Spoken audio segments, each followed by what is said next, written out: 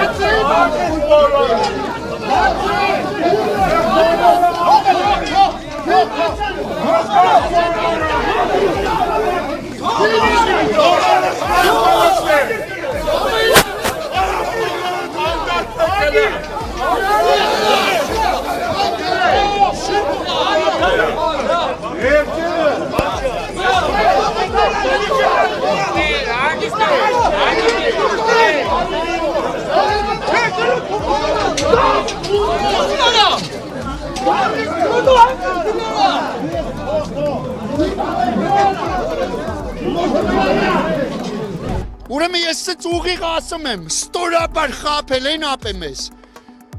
Մեզ այստեղ խոստացել են, որ երկու շաբթի օրը հստակեցված է, բայց բանը հստակեցված չի, այդ դու ասա ժամը։ Մեզ ասացին ախպեր կզանգեք, կգանք, մենք ասացինք չէ, պետք չէ որ մեզ զանգեք։ Մենք 12-ին ծնողներով ստե կլինենք, երբ որ կլինի այն պահը, որ մեզ կընդունեք ախպեր ջանը, իրեք մարդուն հարց տենալու։ Այդ վաղտ կգաք ստե ներքևը մեզի, կասեք մենք կհելենք վերև։ Հələ միտեղ էլ ասում են անձը հաստատող փաստաթղթեր բերեք, այսինքն դա այնքան մոտիկ էր ընդունելությանը, որ մենք սկի բաբշե կասկած չենք ունեցել։ Բայց թող էթան ապեմի մտածեն, որ իրանց խոսքի տերը չեն, ինձ հիմա չի հետաքրքրում վերևից նստած իրանց ինչ են հրահանգե, ուդարեն բեկալում իրանց վրա, թե իրանք են գալի ասում այդ ամեն ինչը, ինձ բաբշե, որ սենց կոպիտ ասած կասնուտ չի անում, թող էթան, իրանք մտածեն, որ խոսքը իրանք են տվել։ Ուրեմն իմ ծնողը իմ հերը լավ բառ էր ասում էր ապե քանի բառը բերանում տա ինքնա քո գերին։ Հենց բերնիցը հանեցիք դու ես իրա գերին։ Հիմի սրանք հանել են գերի են ընկել չեն կարում իրանց տղամարդկությունը պահեն։ Բա այդ ոնց ասենք, արա խոսք եք տվե խոսքի տղեկ եղեք, արա։ Իսկ ինչ մնում Արման Սարգսյանին տենալու, Արման Սարգսյանին չկա տենալու։ Արման Սարգսյանը вообще մեզ չի էլ հետաքրքրում քուր։ Հասկացանք, որտեվ Արման Սարգսյանին բազմիցս տեսել ենք։ Մեզ հետաքրքրում էր 3 կառույցի մարդիկ, 3 պաշտոնյա մարդիկ, որ այդ մարդկանց հարցեր ունենք տալու, մենք Արման Սարգսյանին հարց չունենք տալու, ապեր այդ ու ֆրցնելով գցելով ջեբներս չի կարելի, չէ։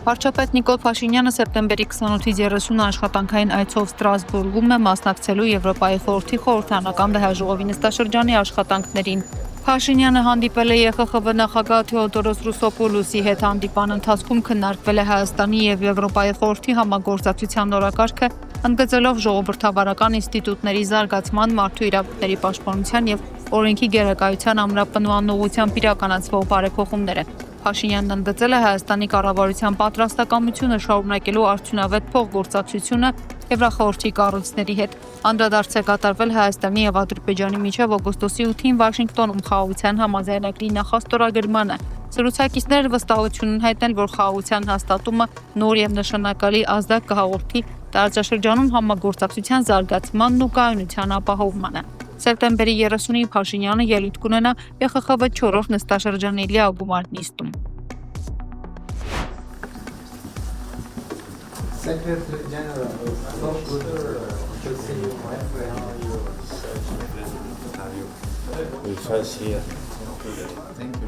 Ստրասբուրգում տեղի ունեցել Հայաստանի վարչապետ Նիկոլ Փաշինյանի հանդիպումը Եվրոպայի խորհրդի գլխավոր քարտուղար Ալեն Բերսեի հետ։ Եվրախորհրդի գլխավոր քարտուղարը ողջունել է վարչապետի այցը Ստրասբուրգ եւ ընդգծել Եվրոպայի խորհրդի եւ Հայաստանի կառավարության միջև ձևավորված ակտիվ եւ արդյունավետ համագործակցության փաստը։ Ալեն Բերսեի խոսքով այդ համագործակցությունը նպաստել է Հայաստանում ինստիտուցիոնալ բարեփոխումների առաջմղմանը բոլոր ուղղություններով։ Նա վստահություն է հայտնել, որ երկկողմ համագործակցության շրջանակում նախատեսված ծրագրերը հետագայում ևս հաջողությամբ կիրականացվեն։ Վարչապետի խոսքով Հայաստանը հաղթահարելով վերջին 5 տարիների բարդ մարտահրավերները գտնվում է իր զարգացման շրջադարձային կետում։ Կողմերը բարձր են գնահատել Հայաստան-Եվրոպայի խորհուրդ համագործակցության գործողությունների արդյունավետ իրականացման փաստը, նաև քննարկել երկկողմ օրակարգային հարցեր, անդրադառնալով Հայաստանում ժողովրդավարական բարեփոխումների ընթացքին։ Ալեն Բերսեն ողջունել է Հայաստանի եւ Ադրբեջանի միջև խաղաղության համաձայնագրի նախաստորագրումը եւ հույս հայտնել, որ խաղաղության հաստատմամբ Հարավային Կովկասում ստեղծված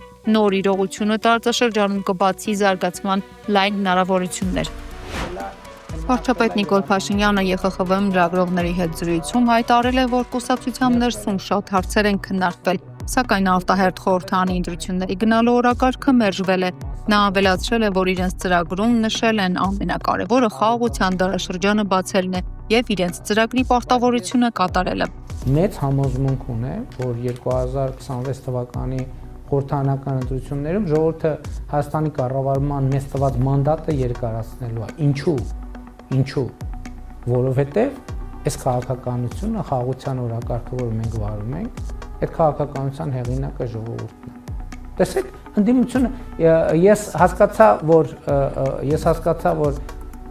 կուսակցության համաժողովում ի ունեցած ելույթի այդ հատվածը կամ չի նկատվել կամ չնկատելու է տրվում։ Մենք 2000 շատ է խոսում, չէ՞, ծրագրերի, նախընտրական ծրագրերի։ Ես ելույթում ինչ ասացի, 2021 թվականի նախընտրական process մենք մտել ենք ստանդարտ երրորդ հանրապետությանը հատուկ ռազմահայրենասիրական նախընտրական ծրագրով։ Այսինքն ոնց որ տենց այն մոդելով ԿՊ դաշնակցական նախընտրական ծրագիրը գրել ենք, մտել ենք նախընտրական քարոզարշավի մեջ։ Բայց հնդածս ժողովուրդը, եւ դա ես ասել եմ դեռևս 2021 թվականի օգոստոսի 24-ին ելույթում եւ դա արտահայտված է կառավարության ծրագրում։ Ժողովուրդը այդ տրամաբանությունը փոխել է։ Մեր մոտ չկա ինստիտուտ ընտրություններից հետո նախընտրական ծրագիրը փոխել, բայց նախընտրական քարոզարշավի ողջ ընթացքում տեղի է ունեցել մի բան, ամբողջ քաղաքական նարատիվի եւ ընկալման ռազմավարության փոփոխություն է տեղի ունեցել, ինչը արտահայտված է կառավարության ծրագրում։ Գնացեք հրապարակային փաստաթուղթ է։ Ինչա գրած կառավարության ծրագրում։ Կառավարության ծրագրում գրված է 2021-ից 2026 թվականի գործունեության համար ժողովրդի առաջ կառավարության ստանձնած մեծագույն պարտավորությունը խաղաղություն խաղաղ զարգացման դարաշրջան բացելն է։ Դա 2021 թվին խորհրդարանում քվեարկված ծրագիրն է։ Այդ որ մեզ ասում են ծրագրից չէ, մենք մեր ծրագրում գրել ենք, որ մեր մեծագույն պարտավորությունը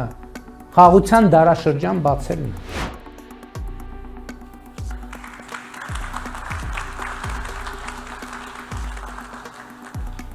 Հայաստանի Հանրապետական կուսակցության փոխնախագահ Էդուարդ Շարմազանովը գրել է. Փաշինյանը ՄԱԿ-ում փաստացի արձանագրեց, որ խաղաղության նորակարգը ձախողվել է ու արկա է կոնֆլիկտային խոսույթ։ Նիկոլի ելույթը ՄԱԿ-ում հիշեցնում էր խաբված ու օգնություն աղերսող դեռահասի խոստովանություն։ ՄԱԿ-ում Հայաստանի վարչապետի պաշտոնը զբաղեցնող անձի ելույթը լի էր հակասություններով։ Արձանագրենք, որ ելույթում խոսք անգամ չկար Ադրբեջանի կողմից Հայաստանի ինքնիշխան տարածքի 240 կիլոմետր օկուպացիայի մասին։ Չկար պահանջ Բաքվի բանտերում ապօրինաբար գտնվող հայ օգտիների անհապաղ ազատման վերաբերյալ։ Ամբողջ ելույթը լի էր խաղաղություն է հաստատված եզրույթով, սակայն անմիջապես դրանից հետո նույն Փաշինյանն է արձանագրում, որ խաղաղությունն իր հետ բերում է հարցեր ու շարունակապար հարցեր։ Քանի կոպեկ արժե այն խաղաղությունը, որը նորանոր հարցեր է բերում։ Ինչպես ասում են, եթե համաձայնեցված չէ ամեն ինչ, ուրեմն ոչինչ համաձայնեցված չէ։ Հաստատի Փաշինյանն է ընդունում, որ խոստացված խաղաղության հասնելու գործում կան բազմաթիվ հարցեր։ Հենց Փաշինյանն է արձանագրում, որ օգոստոսի 8-ից հետո էլ Ալիևը շարունակում է օգտագործել Զանգեզուրի միջանցք արտահայտությունը։ Ավելին, հենց Փաշինյանն է նշում, որ Ալիևի նման խոսույթը ընկալվում է որպես տարածքային պահանջ Հայաստանի Հանրապետությունից ու կոնֆլիկտային խոսույթի հետ է ասոցացվում։ Հարց Փաշինյանին, եթե կոնֆլիկտային խոսույթի հետ է ասոցացվում, էլ ինչ խաղաղության մասին ես խոսում։ Կոնֆլիկտ ու խաղաղություն բառերը հակառակ իմաստ ունեն։ Դրանից քիչ անց Փաշինյանն ասում է, որ այդ խոսույթները խաղաղության նկատմամբ մարդկանց հավատը չեն մեծացնում։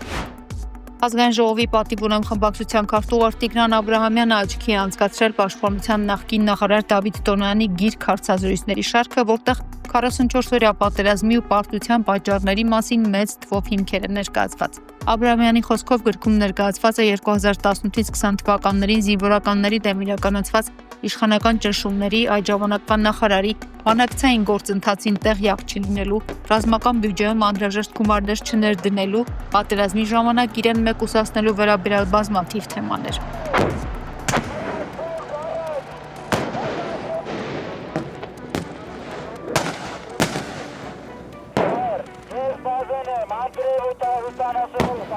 Տոնոյանը հարցազրույցում դժգոհում է, որ ԱԺՏ քննի հանձնաժողովին, որին ինքը մասնակցել է, ընդդիմության ներկայացուցիչները ներկա չեն եղել, ինչից հետո էլ ասում է, որ դրանից հետո ընդդիմության հետ հանդիպելու ցանկություն չունի։ Եթե Տոնոյանը մինչև հիմա չի գիտակցել, որ եթե նման հանդիպման անհրաժեշտություն առաջանա, ապա ընդդիմության առանձին ներկայացուցիչներին հանդիպելը բացառապես իր շահերից է բխում, դա արդեն իր խնդիրն է։ Բայց ես տեղյակ էլ չեմ, թե ով կամ ովքեր են փորձել նրա հետ հանդիպել, որ նա էլ համաձայնվել կամ չի համաձայնվել։ Հուսով եմ, որ ընդդիմության մասով ձևակերպումը չի ասվում, որպեսզի դա ընդամենը իշխանությունը ֆիքսի։